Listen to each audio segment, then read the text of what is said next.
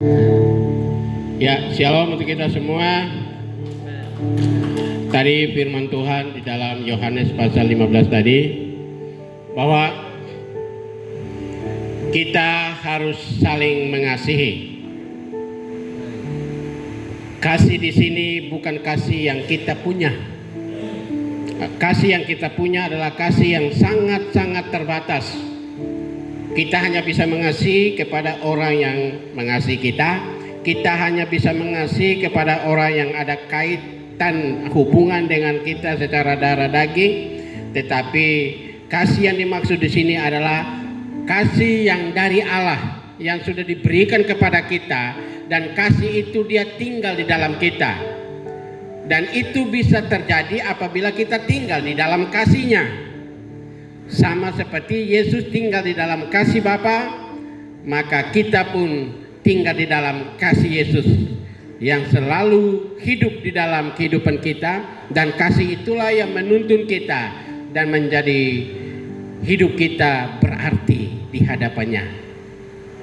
Kita tidak mampu mengasihi sesama kita, apalagi Tuhan katakan kasihilah musuhmu. Itu sesuatu yang sangat berat.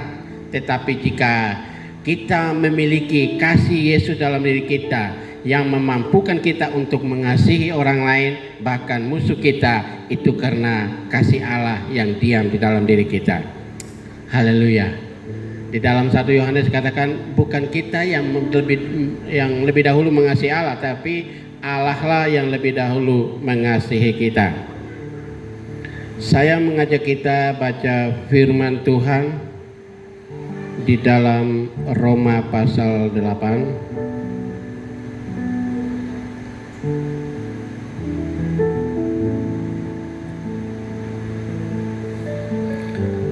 Ayat yang ke-39, siapa yang sudah dapat silakan.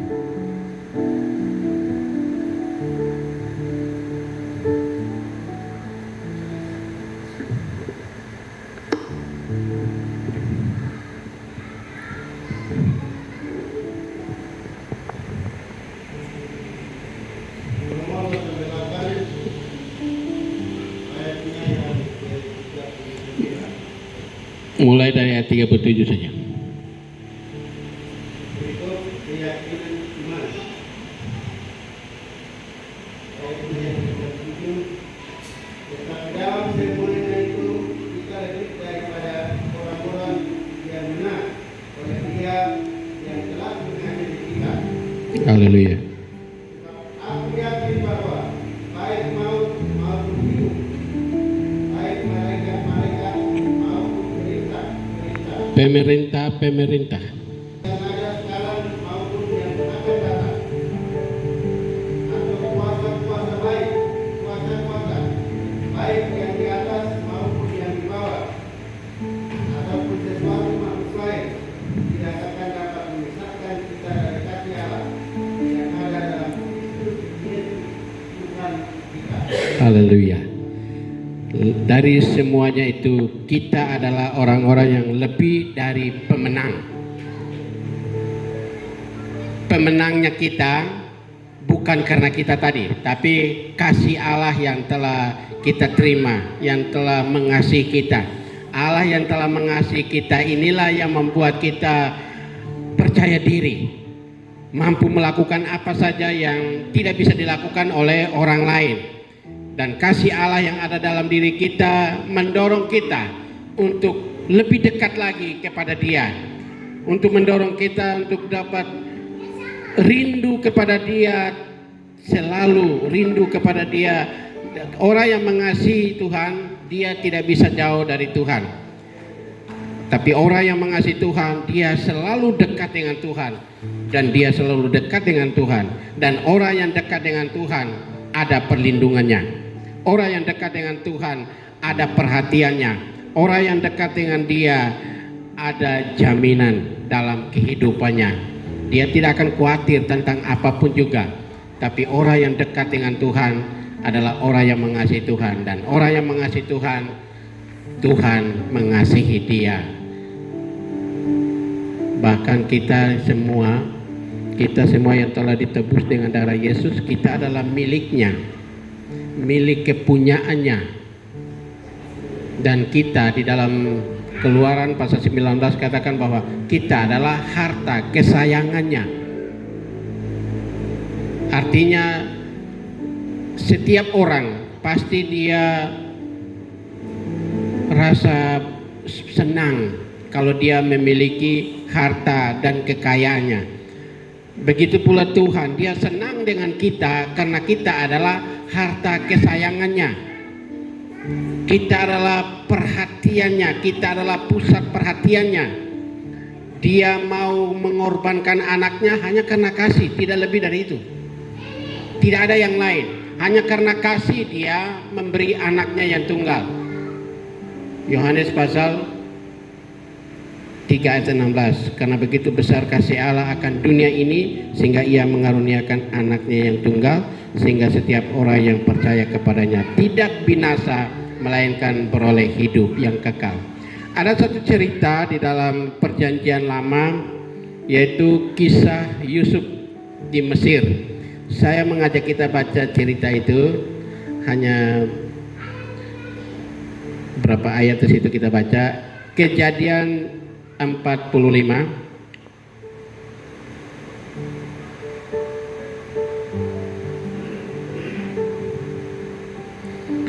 ayat 9 sampai ayat yang ke-11.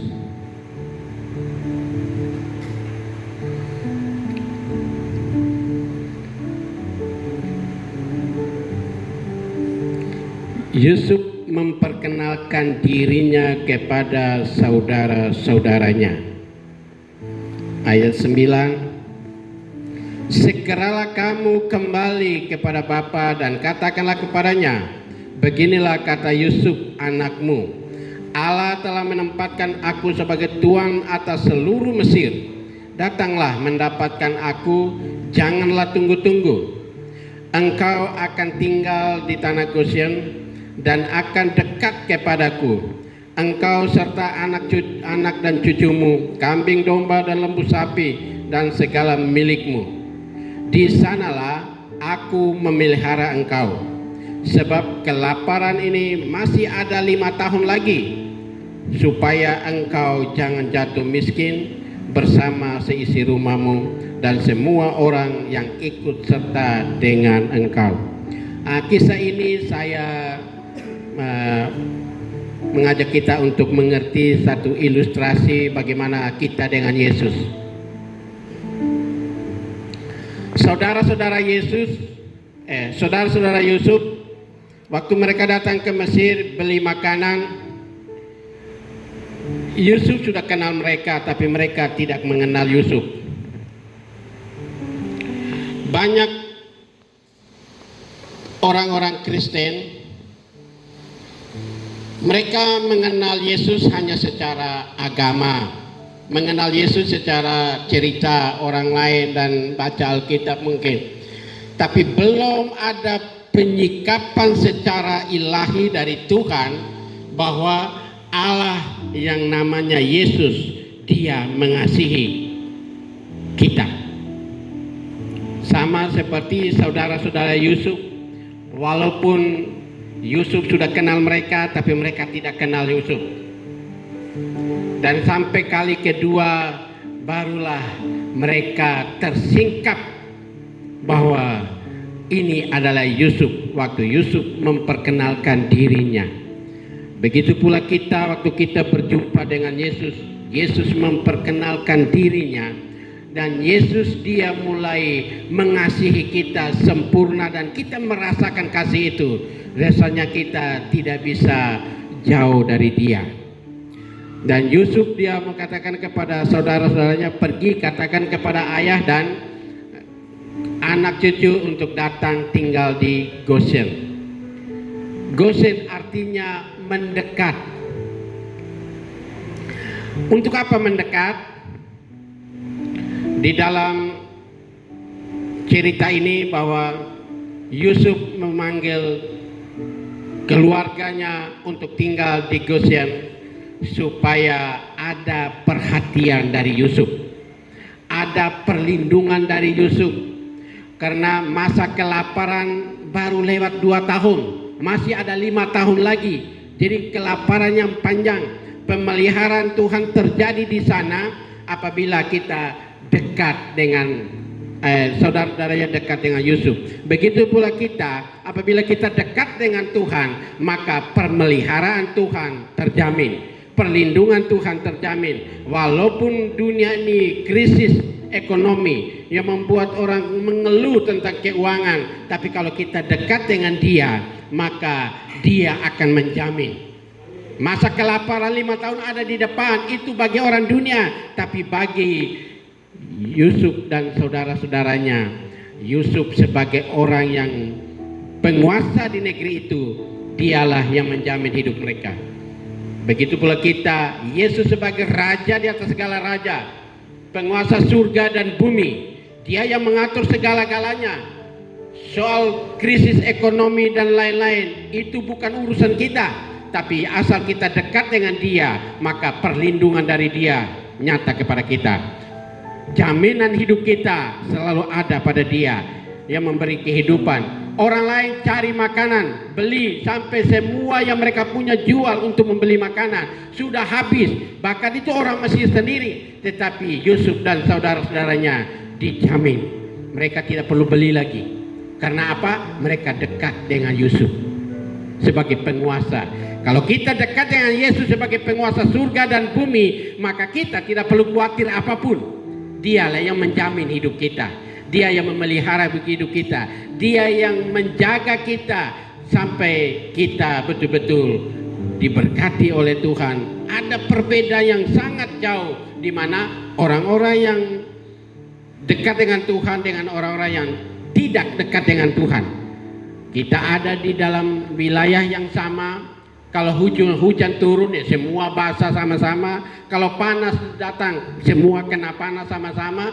Tapi perbedaan kok orang yang tidak diberkati Tuhan karena mereka jauh dari Tuhan, mereka tidak mengenal Tuhan, maka mereka tidak pernah mengalami arti hidup yang sebenarnya. Mereka selalu mengalami kekurangan, mereka mengalami krisis, mereka mengalami berbagai hal yang membuat hidup mereka tidak ada harapan lagi. Tapi bagi kita yang dekat dengan Yesus selalu ada harapan. Amin. Jadi kalau hari-hari ini ada orang yang mengeluh, mungkin ini keuangan di negara ini seperti apa, kita senyum saja, karena lebih besar daripada negara ini adalah kerajaan Allah, dan yang lebih besar dari penguasa di negara ini adalah kita, adalah Yesus yang menjamin hidup kita. Roma pasal 8 tadi, bahwa tidak ada yang dapat memisahkan kita dari kasih Kristus.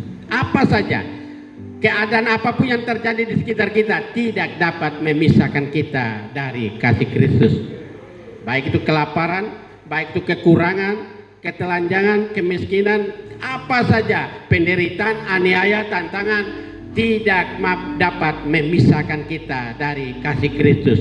Kalau Kristus telah mengasihi kita, kita sudah dekat dengan Dia dan selalu dekat dengan Dia, dan orang yang dekat dengan Dia adalah orang yang mengasihi Dia. Kita tidak bisa dekat dengan Dia kalau kita tidak mengasihi. Tapi kalau kita mengasihi Dia, pasti kita dekat dengan Dia. Dan kalau kita dekat dengan Dia, hidup kita dijamin oleh Dia. Tuhan Yesus memberkati.